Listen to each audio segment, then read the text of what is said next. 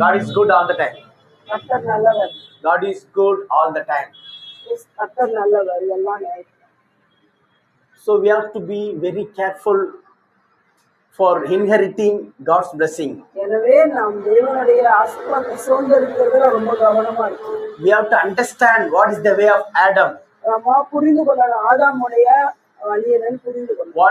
What is the way of Jesus Christ? இயேசுவுடைய வழி என்பது புரிந்து கொள்ளணும். In culture of Adam, இந்த ஆதாமோட கலாச்சாரத்துல you can never enjoy God's blessings. நீங்க ஆண்டவருடைய ஆசீர்வாதத்துல களி கூற முடியும். Never நீங்க களி and ever. எப்பொழுதும் முடியும். Please do understand. புரிந்து கொள்ளுங்க. Many are studying in this spot alone, in this area alone. நிறைய பேர் இந்த இடத்துல தான் ஸ்டக் ஆயிருக்கு. They are getting confusion. அவங்க ரொம்ப குழப்பத்துக்குள்ளாகுறாங்க.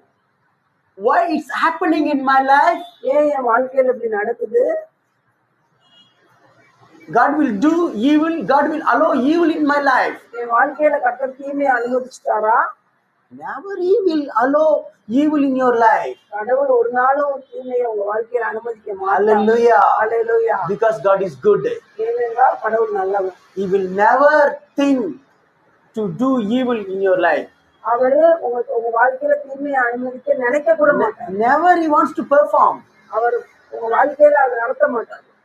God is good. கடவுள் நல்லவர். Not God is your Lord. அவர் உங்க கடவுள் மாத்திரமல்ல. He is your அவர் கடவுள் அல்ல உங்களுக்கு. He is your father. அவர் உங்களுடைய தகப்பன். Hallelujah. Hallelujah.